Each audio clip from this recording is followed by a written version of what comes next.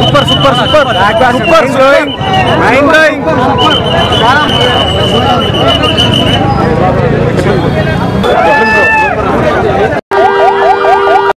కోసం ఎదురు చూస్తున్నారు కొన్ని వేల గుండెలు నిజంగా చెప్తున్నానా మా టీవీలో వస్తుంది బిగ్ బాస్ హిట్ కొట్టాడన్న ప్రభాస్ హిట్ కొట్టిండు మూవీ తోటి అన్నా పుట్టలో పోస్తాము పాలు క్రిస్మస్ గిఫ్ట్ ఇచ్చాడు ప్రశాంత్ నీళ్ళు నిజంగా ఇంత యాక్షన్ ఎంటర్టైన్మెంట్ ఎప్పుడు ప్రభాస్ ని ఇలాంటి యాక్షన్ మూవీలో ఇంత ఎంటర్టైన్మెంట్ లో ఇంత వైలెన్స్ లో చూడలేదు. ప్రతి ఒక్కరికి చెప్తున్నా మూవీ అయితే మస్తు నచ్చుతుంది అన్నా. న్యూ ఇయర్ కి కట్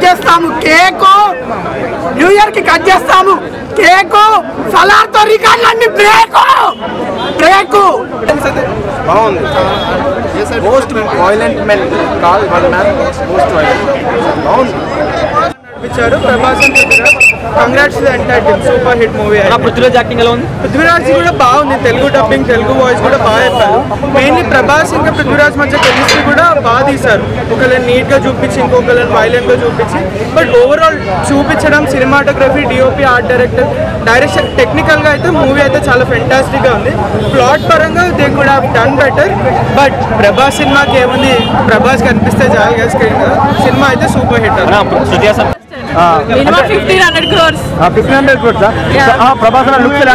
చాలా బాగుంది సూపర్. చాలా ప్రతి షాట్ అదిరిపోయింది. ప్రభాస్ ఉన్న ప్రతి షాట్ అదిరిపోయింది. ఫస్ట్ హాఫ్ లాగ్ అంటున్నారు. లేదు చాలా నేను అనుకున్న ఎక్స్పెక్టేషన్స్ అయితే రీచ్ కాలేదు. ఎందుకంటే ఒక అపరాధ మూవీ అని చెప్తారని బట్ ప్రభాస్ ఖాన్ అయితే definitely best చూపించినారు. Prabhas fans happy అయినా ప్రభాస్ ఫ్యాన్స్ అయితే సూపర్ హ్యాపీగా ఫీల్ అవుతారు. ఎందుకంటే this movie Salaar part 1 cease fire is definitely not better than Saaho ఆది పురుష్ అండ్ రాధేశ్యామ్ అనమాట. బాహుబలి ఫస్ట్ హాఫ్ ఉంటుంది బ్రో, డెఫినెట్లీ ఉంటుంది అనమాట. ఎందుకంటే మనకు స్టోరీస్ అయితే ఒక 45 మినిట్స్ అయితే కొంచెం టైం తీసుకుంటారు. బట్ ఇంటర్వెల్ ముందు ఒక 20 మినిట్స్ అక్కడ నుంచి రైజ్ అప్ ఉంటుంది అనమాట. ఆ 20 మినిట్స్ మనకు చాలా బాగుంటుంది. ప్రభాస్ బుక్స్ మాత్రం బాగున్నాయి.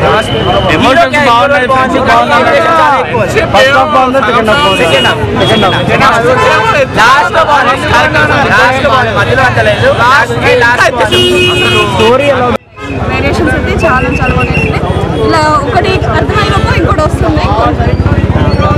చాలా బాగుంది. లైక్ ఎట్లుందంటే కేజీఎఫ్ మోడల్ అని చెప్పారు. కేజీఎఫ్ నెక్స్ట్ లెవెల్ అని చెప్పుకోవాలి. లాగ్ ప్రతి సినిమాలో ఉంటుంది అది బట్ కంటెంట్ అర్థం కావాలి కదా. కన్ఫ్యూజన్ కొంచెం ఉంటే బాగుంటుంది. ప్రశాంత్ చాలా బాగుంది. ఇంకొకటి పార్ట్ 2 ఉందన్నారు కదా, పార్ట్ 2 వెయిట్ చేసేంత మూవీ అని మళ్ళీ వెయిట్ చేయాలి. స్టోరీ బాగుందా? స్టోరీ పర్లేదు మరీ శృతి హాసన్ క్యారెక్టర్ ఎలా అనిపించింది? బాగానే ఉందా?